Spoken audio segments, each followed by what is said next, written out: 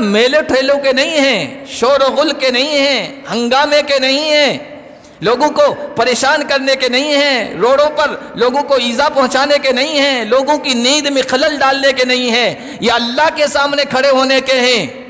اور جو ہم نے یہ امیج بنا دی ہے رمضان کی، اور رمضان کی آخری عشرے کی راتوں میں تین نوجوان گاڑی پر چل رہے ہیں، چار چل رہے ہیں، ہورنیں بجا رہے ہیں، ریس کر رہے ہیں، یہ تو قانون کے خلاف ہے، اسلام کے قانون بھی اور ملک کے قانون کے خلاف ہے۔ اس لیے ایسا نہ کریں، اس سے ہماری امیج خراب ہوتی ہے۔ جتنی ہو سکے عبادت کریں، ورنہ تراویح پڑھ کر سو جائیں، اور صبح فجر جماعت کے ساتھ پڑھ لیں، آپ کو پوری رات کی عبادت کا ثواب ملے گا۔ حضور علیہ الصلوۃ والسلام نے ارشاد فرمایا ہے، ورنہ کسی کو تکلیف پہنچ گئی، گپ شپ میں بیٹھ گئے، کسی کی غیبت کر لی، کوئی گناہ کر لیا، ثواب ضائع اور گناہ لازم ہو جائے گا، ثواب ضائع اور گناہ لازم ہو جائے گا۔ اس لیے ان راتوں میں اس بات کا اہتمام کریں، جتنی ہو سکے عبادت کریں، ورنہ سو جائیں، کوئی گناہ نہیں ہوگا۔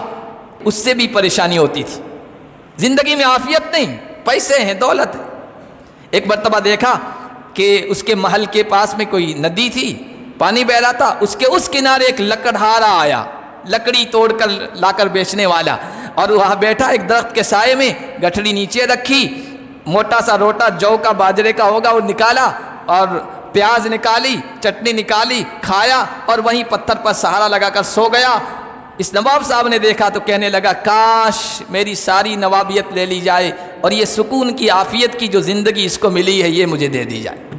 آخری عشرے کے لیے ہمارے اسلاف خصوصی تیاری کیا کرتے تھے، خصوصی تیاری کیا کرتے تھے۔ ابن جریر ایک عالم گزرے ہیں، آخری عشرے کی ہر رات میں غسل کر کے اس رات میں عبادت کے لیے تیاری کیا کرتے تھے۔ اور ایک بزرگ کے بارے میں آتا ہے، جس رات کے بارے میں لیلۃ القدر کا امکان ہوتا تھا، 21، 23، 25، 27، 29، اس رات میں خاص طور پر خوشبو لگاتے تھے، خاص طور پر لباس پہنا کرتے تھے۔ حضرت تمیم داری کے بارے میں ثابت بنانی نے لکھا، انہوں نے ایک حلہ، ایک جوڑا خریدا تھا بڑا قیمتی، اور وہ اس رات کو پہنا کرتے تھے جس رات کے بارے میں ان کو یہ ہوتا تھا، غالب گمان کہ یہ جو ہے جنت کی کھڑکی کھول دو، قبر میں اس کے لیے آسانی کر دو۔ سب سے خطرناک منزل، پہلی منزل آخرت کی، یوں کہ یہ قبر ہے۔ حضرت عثمان غنی جب وہاں سے گزرا کرتے تھے قبرستان سے، اتنے روتے تھے کہ داڑھی تر ہو جایا کرتی تھی۔ کسی نے کہا جہنم کا تذکرہ ہوتا ہے، عذاب کا تذکرہ ہوتا ہے، آپ نہیں روتے ہیں، اور قبر سے گزرتے ہوئے اتنے روتے ہیں۔ کہا کہ میرے نبی علیہ الصلوۃ والسلام سے میں نے سنا ہے، یہ آخرت کی منزلوں میں سے پہلی منزل ہے، اگر یہاں بندہ پھنس گیا تو ہمیشہ کے لیے پھنس گیا، اور یہ منزل آسان ہو گئی تھی، پھر آگے کی منزلیں آسان۔ قبر کا مسئلہ قرآن کے ذریعے سے حل ہو رہا ہے۔ یہ قرآن نماز میں چوری ہے، اور سب سے بڑی چوری اس وجہ سے کہ یہ مالک الملک، بادشاہوں کے بادشاہ، شہنشاہوں کے شہنشاہ کے سامنے کھڑا ہے، اور یہ حرکتیں کر رہا، ٹھونگے مار رہا۔ اور سب سے بدترین چور اس وجہ سے ہے کہ چور چوری کرتا ہے، کم از کم مال تو کسی کا لے کے اپنے قبضے میں کرتا، فائدہ تو اس سے اٹھاتا ہے نا، اس سے فائدہ اٹھاتا ہے، گرچہ غلط طریقے سے فائدہ اٹھا رہا ہے، لیکن یہ بدترین چور اس وجہ سے ہے، اللہ کے سامنے کھڑا ہے، سوچ یہ رہا ہے کہ میں نماز پڑھ رہا ہوں، اللہ سے باتیں کر رہا ہوں، اور اپنے ثواب میں کمی کر رہا ہے، نقصان کر رہا ہے، فائدہ نہیں اٹھا رہا۔ وعلانیۃ یرجون تجارۃ لن تبور۔ وقال النبی صلی اللہ علیہ وسلم لا حسد الا فی اثنین، رجل آتاہ اللہ مالا فهو ينفقه آناء الليل وآناء النهار، ورجل آتاه الله الحكمة فهو يقضي بها ويعلمها، او كما قال النبي صلی اللہ علیہ وسلم۔ درود شریف پڑھ اللہم صلی علی محمد وعلی آل محمد كما صلیت علی ابراہیم وعلی آل ابراہیم انک حمید مجید۔ اللہم بارک علی محمد وعلی آل محمد كما باركت على إبراهيم وعلى آل إبراهيم إنك حميد مجيد۔ محترم بزرگوں اور عزیز دینی بھائیوں، قرآن کریم کی سورہ فاطر کی ایک آیت میں نے آپ کے سامنے تلاوت کرنے کی سعادت حاصل کی ہے۔ اس میں اللہ تعالیٰ نے ایمان والوں کے 3 مخصوص کام اعمال بیان فرمائے ہیں، اور ان 3 اعمال اور 3 کاموں کو اس بابرکت مہینے سے خصوصی نسبت، خصوصی تعلق ہے۔ وہ کام تو 12 مہینے کے ہیں ایمان والوں کے، لیکن اس مہینے میں ان کی اہمیت بڑھ جاتی ہے۔ اور نبی پاک صلی اللہ علیہ وسلم اور صحابہ کا جو عمل اور معمول تھا، تابعین اور اسلاف کے ذریعے سے ہمیں معلوم ہوا، اس سے پتہ چلتا ہے کہ اس ماہ مبارک میں وہ ان 3 کاموں میں سے 2 میں تو بہت زیادہ دلچسپی لیتے تھے، تیسرا تو ضروری ہے، لازمی ہے، لیکن خصوصی طور پر دلچسپی اور زیادہ اہتمام کیا کرتے تھے۔ کون سے ہیں وہ 3 کام؟ اللہ فرماتے ہیں ان الذین یتلون کتاب اللہ، بے شک وہ لوگ جو اللہ کی کتاب کی تلاوت کرتے ہیں، نمبر 1۔ نمبر 2، واقاموا الصلاۃ، اور نماز قائم کرتے ہیں۔ نمبر 3، وانفقوا مما رزقناہم سرا وعلانیہ، جو کچھ ہم نے ان کو عطا کیا ہے اس میں سے چپکے چپکے بھی، کھلم کھلا بھی، تنہائی میں بھی، سب کے سامنے بھی خرچ کرتے ہیں۔ یہ 3 کام ہیں۔ بدلہ کیا ہے؟ کیا ملے گا اس سے؟ اللہ فرما رہے ہیں یہ 3 کام ایسے ہیں، یرجون تجارت لن تبور، یہ لوگ، یہ 3 کام کرنے والے ایسی تجارت، ایسا بیوپار، ایسا معاملہ کر رہے ہیں جس میں ٹوٹا ہے ہی نہیں، نقصان نہیں ہے، گھاٹا نہیں۔ دنیا کے ہر کاروبار میں گھاٹے کا خطرہ لگا رہتا ہے، نقصان کا۔ معاملات 2 جانوں نے کیے، ایک پھر گیا، نقصان ہو جاتا ہے، گھاٹا ہو جاتا ہے، سامان میں کچھ کمی بیشی ہو گئی، کوئی نقص نکل آیا، نقصان ہو جاتا ہے۔ لیکن اللہ فرماتے ہیں کہ یہ 3 کام کرنے والے ایسے ہیں کہ ان کی تجارت میں کوئی گھاٹا نہیں۔ کیوں؟ اس وجہ سے کہ یہ دنیا کے بیوپاریوں کے درمیان تجارت نہیں ہو رہی ہے، اللہ اور اس کے بندے کے درمیان ہو رہی ہے۔ ایک طرف بندہ ہے، لینے والا اللہ ہے، اور جو پونجی پیش کی جا رہی ہے، جو سامان پیش کیا جا رہا ہے، وہ کوئی معمولی نہیں ہے، وہ ہے اللہ کی کتاب کی تلاوت، وہ ہے نماز قائم کرنا، اور وہ ہے اللہ کی راہ میں صدقہ خیرات کرنا۔ لینے والا اللہ ہے، قیمت چکانے والا، بدلہ دینے والا اللہ ہے۔ آپ اندازہ نہیں لگا سکتے کہ وہ کیا بدلہ دے گا۔ وہ عظیم ہے تو اجر بھی عظیم ہوگا، تصور بھی نہیں کر سکتے، ہم سوچ بھی نہیں سکتے۔ تو سب سے پہلی جو چیز ہے اس ماہ مبارک سے جس کا خصوصی تعلق ہے اور جس میں کوئی نقصان نہیں، وہ ہے اللہ کی کتاب کی تلاوت، قرآن کریم کو پڑھنا، سننا۔ اور اللہ کے نبی صلی اللہ علیہ وسلم کے سلسلے میں بخاری شریف میں آیا کہ یوں تو 11 مہینے خصوصی قرآن کی تلاوت کا اہتمام ہوا کرتا تھا، لیکن اس مہینے میں خصوصی طور پر اللہ کی طرف سے جبرائیل امین کو آرڈر ہوتا تھا، حکم ہوتا تھا کہ جاؤ اور میرے حبیب پاک صلی اللہ علیہ وسلم کے ساتھ قرآن کا دور کرو، کان یدارسو القرآن، خصوصی طور پر اس مہینے میں یہ عمل ہوا کرتا تھا نبی پاک صلی اللہ علیہ وسلم کا۔ اسی لیے ہمارے اسلاف، صحابہ و تابعین، بزرگان دین کا عمل دیکھیے کہ اس مہینے میں وہ قرآن کی تلاوت کے لیے یکسو ہو جایا کرتے تھے۔ اپنی جگہ پر وہ بڑی بڑی دین کی خدمات انجام دیا کرتے تھے، حدیث پڑھا رہے ہیں، فقہ پڑھا رہے ہیں، قرآن پڑھا رہے ہیں، تفسیر پڑھا رہے ہیں، دین کی بڑی بڑی خدمت کر رہے ہیں، لیکن جیسے ہی رمضان آتا تھا وہ دینی خدمتیں بند، سب بند۔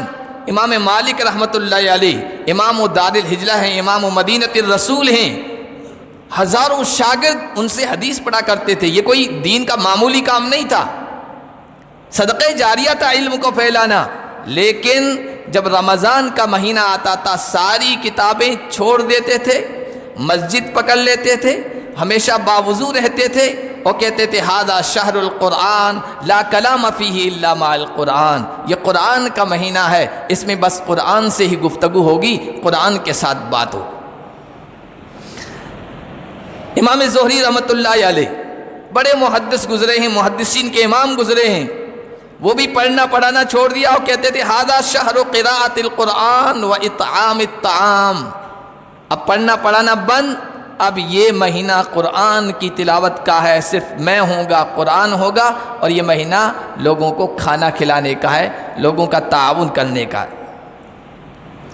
علامہ ابن رجب رحمۃ اللہ علیہ بڑے عالم گزرے ہیں، ان کی کتاب ہے لطائف المعارف، اس میں انہوں نے نقل کیا کہ ہمارے جو اسلاف تھے وہ ایسے تھے کہ ہر رمضان میں 3 دنوں میں قرآن مکمل کرتے تھے، بعض 7 دنوں میں کرتے تھے، بعض 10 دنوں میں کرتے تھے، عام دنوں میں بھی ان کا، باقی 11 مہینوں میں خوب قرآن کی تلاوت کا معمول تھا، رمضان میں خصوصی ہوا کرتا تھا۔ اور امام نقی رحمۃ اللہ علیہ کے بارے میں آتا ہے جب رمضان کا آخری عشرہ آتا، ہمیں بھی اب ملنے والا ہے بس چند دنوں میں، تو ہر 2 راتوں میں قرآن مکمل کیا کرتے تھے۔ رمضان کے پہلے 2 عشروں میں ہر 3 راتوں میں قرآن مکمل، اور آخر عشرے میں ہر 2 رات۔ یہ قرآن کے ساتھ خصوصی تعلق، یہ اللہ کے ساتھ تجارت ہو رہی ہے، اللہ کے ساتھ بیوپار ہو رہا ہے، اور اللہ اس کا بدلہ دے گا۔ بدلہ کیا ہوگا؟ حدیثوں میں وہ بھی بیان ہے۔ قرآن کو پڑھیں گے، قرآن کو سینے سے لگائیں گے، قرآن سے شغف رکھیں گے، قرآن سے تعلق قائم کریں گے تو اللہ بدلہ دے گا، نفع دے گا اس تجارت میں۔ بدلہ کیا ہوگا؟ اللہ نے بیان فرمایا، اللہ کے رسول صلی اللہ علیہ وسلم نے بیان فرمایا کہ کل قیامت کے دن یہ قرآن سے تعلق رکھنے والا اگر کسی گناہ میں مبتلا تھا اور اس گناہ کی وجہ سے اس کے لیے فیصلہ ہو گیا جہنم میں جانے کا، فیصلہ ہو گیا، اللہ اس کتاب کو، قرآن کو زبان دے گا اور یہ بولے گا، یہ کتاب بولے گی اور سفارش کرے گی۔ حدیث میں آیا القرآن شافع مشفع وماحل مصدق، اللہ کے دربار میں یہ کھڑی ہوگی یہ کتاب، اور اللہ سے ماحل، یہ وکیل بن کے کھڑا ہوگا، سفارشی بن کے کھڑا ہوگا، اور اصرار کرنے والا جھگڑالو بن کر ضد کرے گا اللہ سے، یا اللہ یا تو اس کے سینے میں مجھے نہ اتارا ہوتا یا یہ فیصلہ نہ کیا ہوتا، اب جب مجھ کو اس سے تعلق، اس کو مجھ سے تعلق دیا ہے تو پھر اس کو جہنم میں نہیں جانا ہے۔ حدیث میں آتا ہے اللہ قرآن کی سفارش کو قبول فرمائے گا اور اس کو جنت میں جانے کا فیصلہ کرے۔ یہ بدلہ مل رہا ہے اللہ کی طرف سے، میدان محشر کی پریشانی ختم، جنت کے فیصلے ہو رہے ہیں۔ جنت میں جانے کا مضبوط ذریعہ قرآن سے تعلق ہے، قرآن کا پڑھنا ہے، قرآن کی تلاوت کرنا ہے۔ اور جنت میں کوئی درجہ فکس نہیں، حضور نے فرمایا کہ جنت کے 100 درجے ہیں، 100 کیٹیگریاں ہیں جنت کی۔ یہ نہیں کہا جائے گا تو قرآن کی تلاوت کرتا تھا تو جا 5ویں مالے میں 5ویں کیٹیگری میں چلے جا، یہ تیرا درجہ ہے۔ کہا جائے گا کہ تو قرآن کی تلاوت کرتا تھا، جنت میں داخلہ مل گیا ہے، اقرا ورتل کما کنت ترتل فی الدنیا فإن منزلتک عند آخر آیت تقرأ بها۔ اب کوئی یہاں منزل رتبہ جنت کی کیٹیگری خاص نہیں ہے، قرآن کی تلاوت کرتا جہاں آخری آیت ختم ہوگی وہاں تیرا درجہ ہے، تیرا رتبہ ہے۔ یہ اللہ کی طرف سے بدلہ ہے۔ بلکہ آخرت کا معاملہ تو بعد کا ہے نا، آخرت کا معاملہ بعد کا ہے۔ آخرت کی سب سے پہلی منزل قبر ہے۔ قبر میں وسعت، قبر میں کشادگی، قبر میں آسانی قرآن کے ذریعے سے ہوگی۔ قبر کا مسئلہ قرآن کے ذریعے سے حل ہوگا۔ حدیث میں آیا، بہت مشہور حدیث ہے، جب کسی کو قبر میں رکھا جاتا ہے تو فرشتہ آتا ہے، مومن کو اٹھاتا ہے۔ حدیث میں آیا وہ نقشہ کھینچا گیا، مومن گویا سویا ہوا تھا، فرشتے نے آ کر اٹھایا، مومن اس طرح آنکھیں ملتا ہوا اٹھے گا گویا عصر کی نماز کا وقت ہو چکا تھا اور اس کی عصر کی نماز چلی گئی اور سورج ڈوب رہا ہے، بالکل افسوس کرتا ہوا اس طرح آنکھیں ملتا ہوا اٹھے گا۔ اس سے سوال کیا جائے گا، تیرا رب کون ہے؟ وہ جواب دے گا۔ تیرا دین کیا ہے؟ وہ جواب دے گا۔ تیسرا سوال ہوگا، اس کے ساتھ چوتھا سوال بھی چھوٹا سا لگا ہوا ہے۔ حضور علیہ السلام کو دکھایا جائے گا، یا تو حضور کی شکل و صورت دکھائی جائے گی، یا علماء نے لکھا اس مومن کی قبر اور حضور پاک صلی اللہ علیہ وسلم کے روضے کے درمیان کی رکاوٹیں جو حائل ہیں وہ ختم کر دی جائے گی، دکھایا جائے گا اور کہا جائے گا یہ شخصیت کون ہے؟ وہ کہے گا یہ بھی کوئی پوچھنے کا سوال ہے؟ ھذا محمد الذی بعث، یہ تو محمد ہے جو ہماری طرف مبعوث کیے گئے، ہمارے نبی ہیں، پیغمبر ہیں، رسول ہیں۔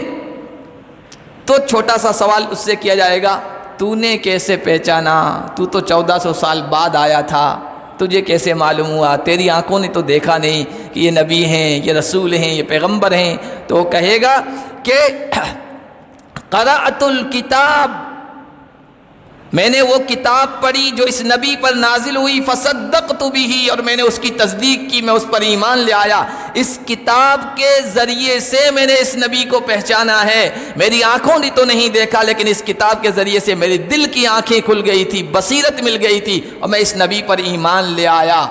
تو ایک آواز آئے گی، اور آواز میں حدیث میں جو الفاظ آئے اس سے پتہ چل جائے گا کہ آواز کس کی ہے۔ آواز آئے گی کہ صدق عبدی، میرا بندہ صحیح کہہ رہا ہے، اللہ کی آواز ہوگی۔ پھر کہا جائے گا اب جنت کی کھڑکی کھول دو، قبر میں اس کے لیے آسانی کر دو۔ سب سے خطرناک منزل، پہلی منزل آخرت کی یوں کہیے قبر ہے۔ حضرت عثمان غنی جب وہاں سے گزرا کرتے تھے قبرستان سے، اتنے روتے تھے کہ داڑھی تر ہو جایا کرتی تھی۔ کسی نے کہا جہنم کا تذکرہ ہوتا ہے، عذاب کا تذکرہ ہوتا ہے، آپ نہیں روتے ہیں اور قبر سے گزرتے ہوئے اتنے روتے ہیں؟ کہا کہ میرے نبی علیہ السلام سے میں نے سنا ہے یہ آخرت کی منزلوں میں سے پہلی منزل ہے، اگر یہاں بندہ پھنس گیا تو ہمیشہ کے لیے پھنس گیا، اور یہ منزل آسان ہو گئی تھی، پھر آگے کی منزلیں آسان۔ قبر کا مسئلہ قرآن کے ذریعے سے حل ہو رہا ہے، یہ قرآن کی تلاوت وہاں بھی آپ کے کام آئے گی۔ اس لیے رمضان کو قرآن سے خصوصی تعلق ہے، رمضان کو قرآن کا مہینہ بنا دیجیے۔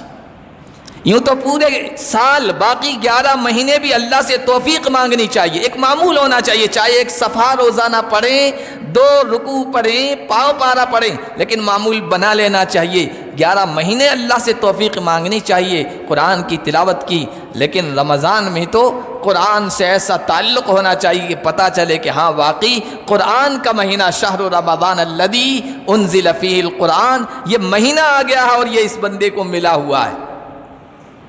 جس کو جتنا آتا ہے، جس کو نہیں آ رہا وہ سیکھنے کی کوشش کرے، آ رہا ہے تو خوب سے خوب پڑھنے کی کوشش کرے۔ اور اگر کسی کو پورا قرآن نہیں آتا نا، میں کہتا ہوں سورہ فاتحہ اگر ہے نا، وہ کثرت سے وہ یہ طے کر لے میں 500 مرتبہ سورہ فاتحہ ہی پڑھوں گا۔ قرآن ہے، وہ بھی ام القرآن ہے، سیکھنے کی کوشش کرے، لیکن جتنی صورتیں آ رہی ہیں نا اسی کو آپ کثرت سے پڑھیں، زیادہ سے زیادہ پڑھیں، قرآن سے خصوصی تعلق قائم ہو جائے گا۔ تو یہ ایک تجارت ہو رہی ہے اللہ کے ساتھ، قرآن کی تلاوت کی۔ دوسری جو چیز اس میں بیان فرمائی گئی وہ فرمایا کہ وہ اقام الصلاۃ، اللہ کے نیک بندے وہ ہیں جو نماز قائم کرتے ہیں، صرف نماز پڑھنا نہیں، نماز قائم کرنا ہے، دونوں میں بہت فرق ہے۔ نماز پڑھنے کا لفظ نہیں آیا قرآن میں، جہاں کثرت کے ساتھ آیا ہے نا، وہ اقامت آیا، اقیم الصلاۃ، اقام الصلاۃ، یقیمون الصلاۃ، یہ الفاظ آئے، نماز قائم کیجیے۔ اب نماز قائم کرنے کا کیا مطلب؟ نماز کے فرائض، واجبات، سنتیں، مستحبات، آداب، خشوع و خضوع، ان سب چیزوں کا خیال کرتے ہوئے، طہارت، پاکیزگی، دل کی توجہ، اقبال علی اللہ، توجہ الی اللہ، ان صفات کے ساتھ بر وقت، اس کا جو افضل وقت ہے، جماعت کے ساتھ نماز پڑھنا، اس کو کہتے ہیں اقامت صلاح۔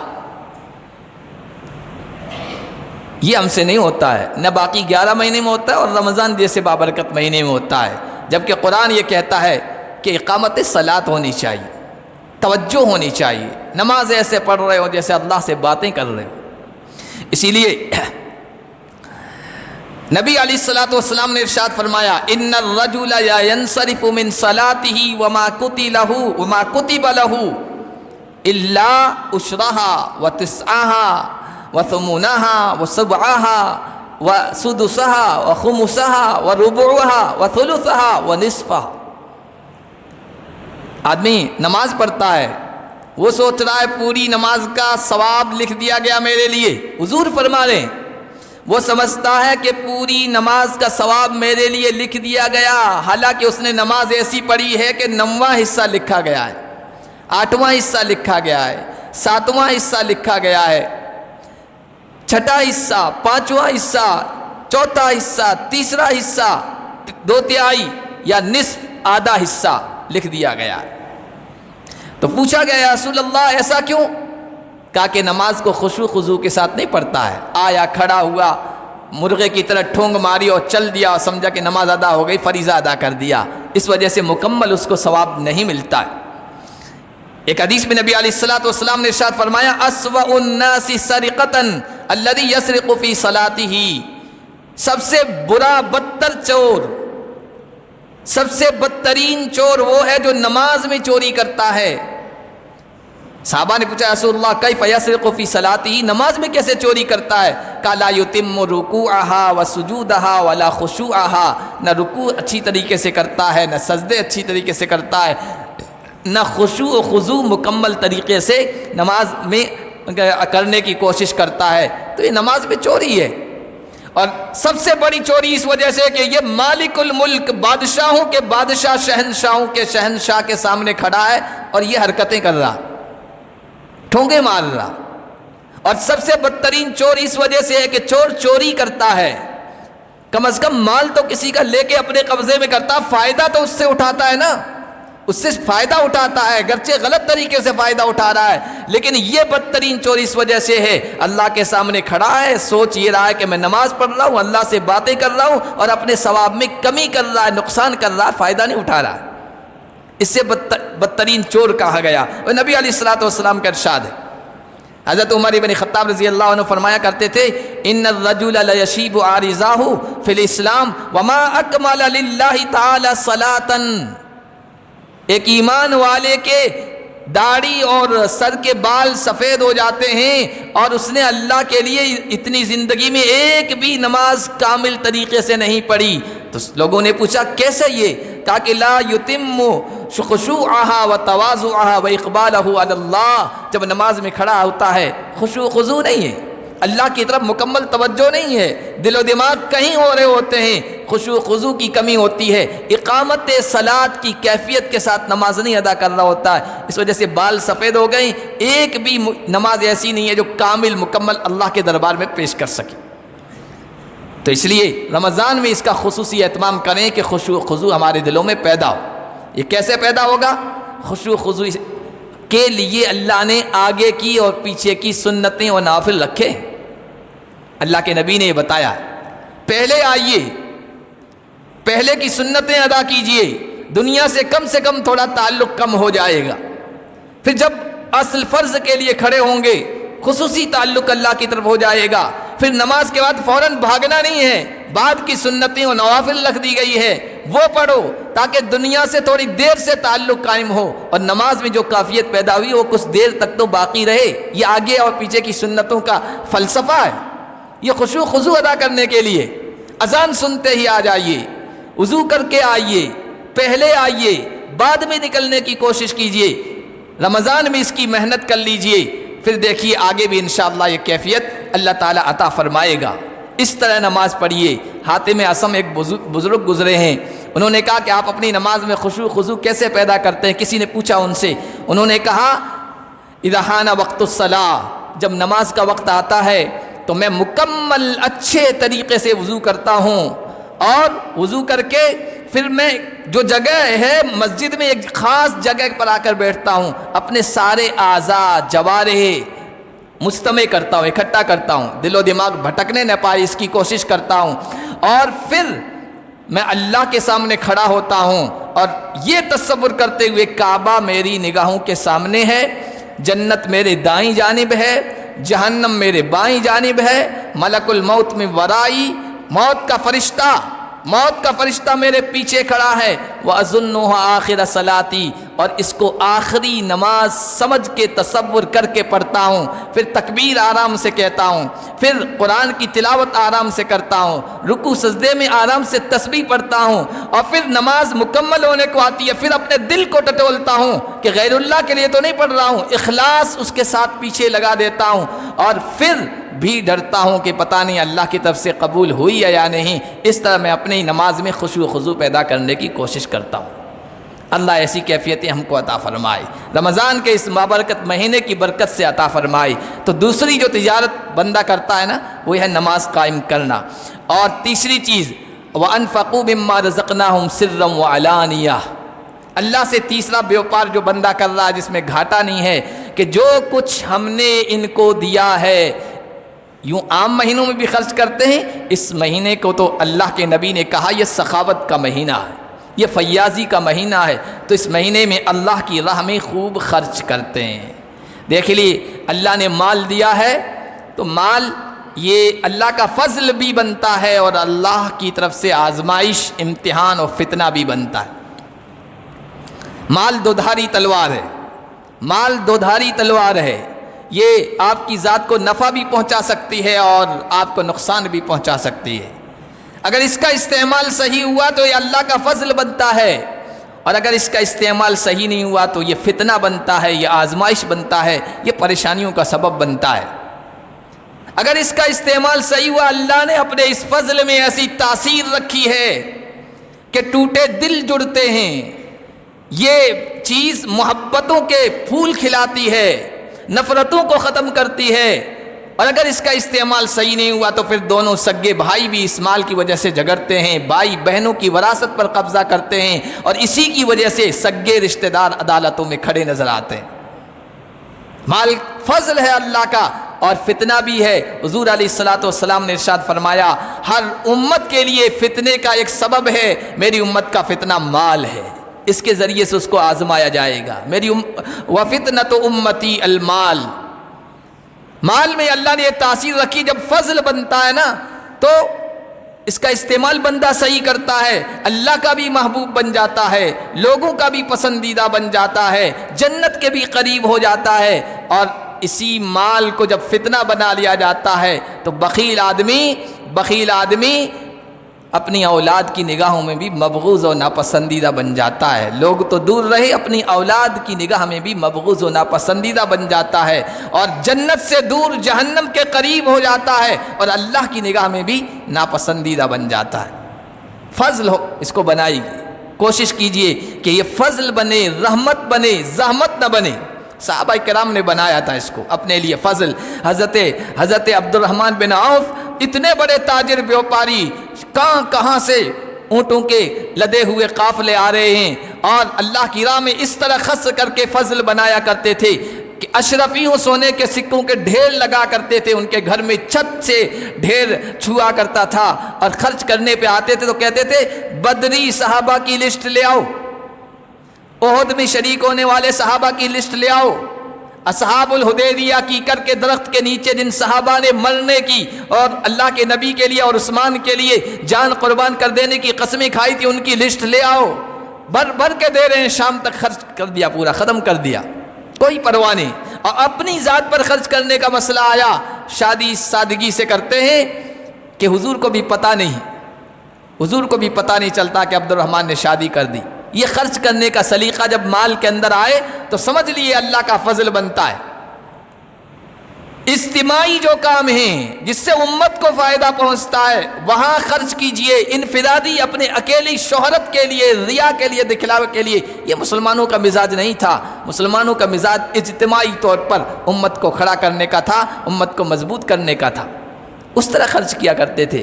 حضرت عثمان بن عفان کا بہت مشہور واقعہ ہے نا، کوئی حاجت مند آ گیا، کسی نے پتہ بتا دیا عثمان غنی کے پاس چلے جاؤ، وہ وہاں آیا دروازے پر تو اندر سے آواز آ رہی تھی تھوڑی غصے کی، غصہ غلام پر، نوکر پر ہو رہا تھا کہ یہ چراغ کیوں جل رہا ہے، اس کو بند کر دو، خامخواہ تیل ضائع کر رہے ہو۔ تو وہ فقیر اچنبے میں پڑ گیا، لوگوں نے کہا بڑے سخی ہیں، جاؤ وہاں مل جائے گا، تمہاری ضرورت پوری ہو جائے گی۔ یہ تو چراغ کے جلنے پر ناراض ہو رہا ہے، مجھے کیا دے گا، یہ سوچ رہا تھا کہ اتنے میں اندر سے عثمان غنی جو ہے نا تھیلی لے کے آئے، اس کو دیا تو آنکھیں پھٹی کی پھٹی رہ گئی۔ یہ کیا معاملہ ہے، یہ کیا معاملہ ہے؟ آپ تو وہاں جھگڑ رہے تھے تیل کے ضائع ہونے پر اور چراغ کے زیادہ جلنے پر، اور اتنا سارا دے دیا۔ کہا کہ وہ جو ہے نا وہ میری ذات کا معاملہ ہے اور یہ مجھے میرے رب سے لینا ہے، اس کا بدلہ، اس کی جزا مجھے میرے رب سے لینا، تو لے کے جا۔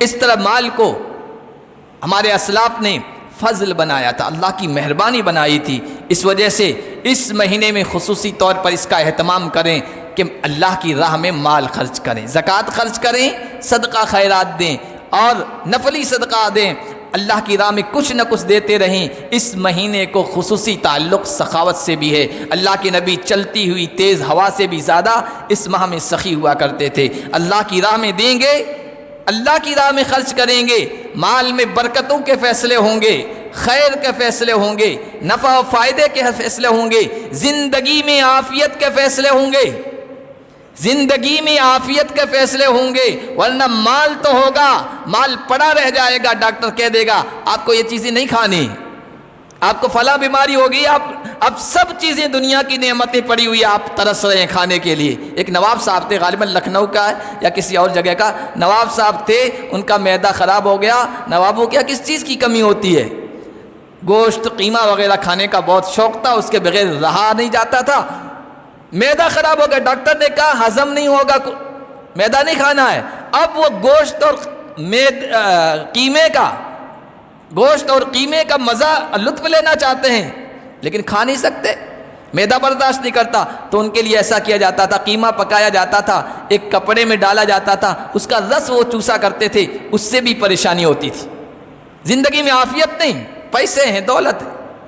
ایک مرتبہ دیکھا کہ اس کے محل کے پاس میں کوئی ندی تھی، پانی بہ رہا تھا، اس کے اس کنارے ایک لکڑہارا آیا، لکڑی توڑ کر لا کر بیچنے والا، اور وہاں بیٹھا ایک درخت کے سائے میں، گٹھڑی نیچے رکھی، موٹا سا روٹا جو کا باجرے کا ہوگا وہ نکالا اور پیاز نکالی، چٹنی نکالی، کھایا اور وہیں پتھر پر سہارا لگا کر سو گیا۔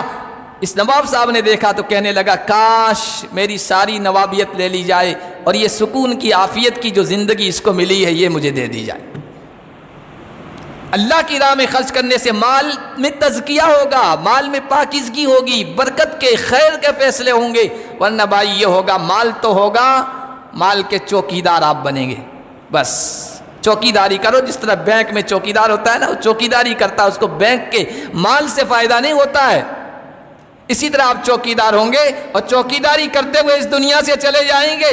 پیچھے تو پتہ نہیں اولاد کیا معاملہ اس کے ساتھ کرے گی، کیا حشر کرے گی، آپ کے کچھ کام نہیں آیا۔ اسی لیے اللہ کے نبی نے فرمایا، اللہ فرماتے ہیں ابن آدم کہتا ہے مالی مالی مالی، میرا مال، میرا بینک بیلنس، میری گاڑیاں، میری کوٹھی، میرے بنگلے، یہ زمین، یہ جائیداد، فلاں شہر میں اتنا سب کچھ آدمی کہتا ہے نا یہ سب میرا۔ اللہ کہتے ہیں وَهَلْ لَكَ يَا ابْنَ آدَمَ إِلَّا مَا أَكَلْتَ فَأَفْنَيْتَ أَوْ لَبِسْتَ فَأَبْلَيْتَ أَوْ تَصَدَّقْتَ فَأَمْضَيْتَ۔ اے ابن آدم تو میرا کہہ رہا، تیرا ہے کہاں؟ تیرا تو وہی ہے جو کچھ کھا لیا ختم، جو کچھ پہن لیا بوسیدہ کر دیا، پرانا کر دیا ختم، یا پھر تو نے اللہ کی راہ میں دے دیا، وہ آگے بھیج دیا، وہ تیرا مال ہے بس، باقی تو کس دوسروں کا ہے۔ آنکھ بند ہوتے ہی بس دوسروں کا، چوکیداری ختم، لٹیرے آ جائیں گے لے لیں گے ختم۔ اس لیے اللہ کی راہ میں خرچ کیے، یہ ایسی تجارت ہے جس میں ٹوٹا نہیں، خسارہ نہیں، نقصان نہیں، اور اس مہینے میں تو اور زیادہ فیاضی اور سخاوت کا مظاہرہ ہونا چاہیے۔ اور یہ بات یاد رکھیے، آپ ایک تجربہ کر لیجئے، آپ نے یہ تو سنا ہوگا کہ مال تھا، غلط راستہ اختیار کیا، مال برباد ہو گیا، ایکسچینج کا جو بازار ہوتا ہے اس میں چلا گیا، وہاں ٹوٹا ہو گیا، شیئر بازار میں چلا گیا، نقصان ہو گیا، یہ سود کے کاروبار میں پڑ گیا، سارا مال ختم ہو گیا، جوے سٹے میں پڑ گیا، مال ختم ہو گیا، شراب نوشی میں مبتلا ہو گیا، مال ختم ہو گیا۔ آپ نے کبھی یہ نہیں سنا ہوگا کہ اللہ کی راہ میں خرچ کرنے سے کوئی فقیر و کنگلا ہو گیا، کبھی نہیں ہو سکتا۔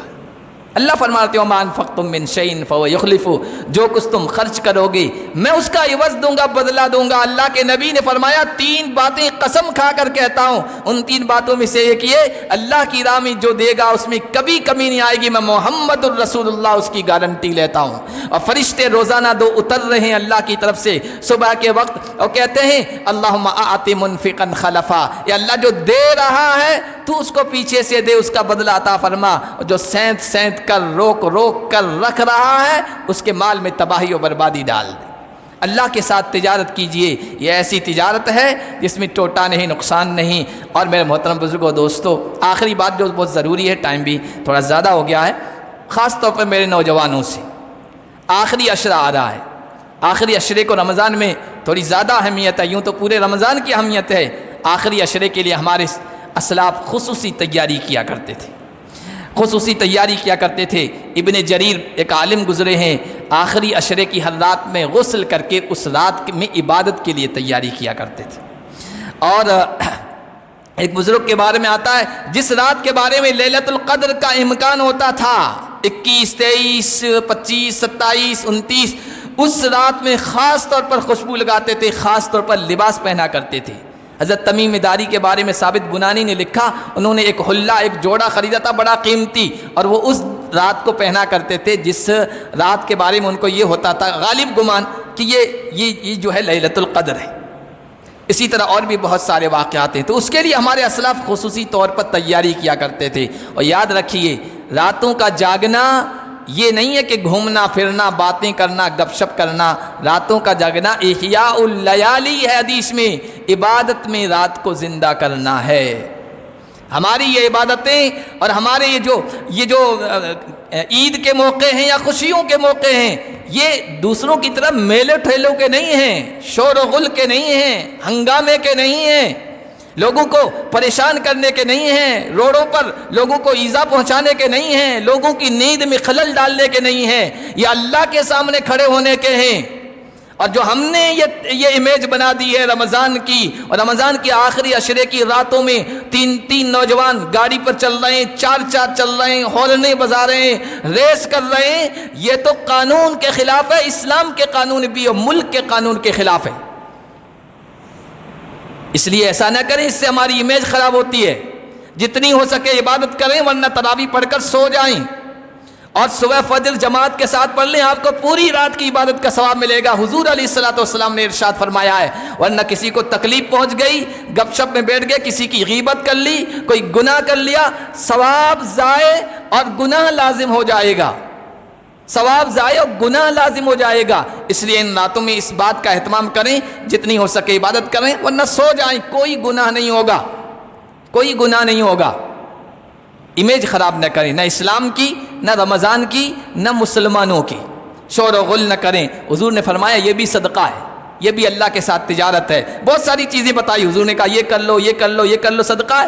اگر اللہ کی راہ میں کچھ نہیں کر سکتے تو کم از کم یہ کرو کہ لوگوں سے اپنی تکلیف کو روک لو، لوگوں کو ایذا نہ پہنچاؤ، یہ بھی صدقہ ہے، یہ بھی اللہ کے ساتھ تجارت ہے۔ کرنے کی کوشش کریں گے بھائی انشاءاللہ۔ اللہ پاک ہم سب کو توفیق عطا فرمائے۔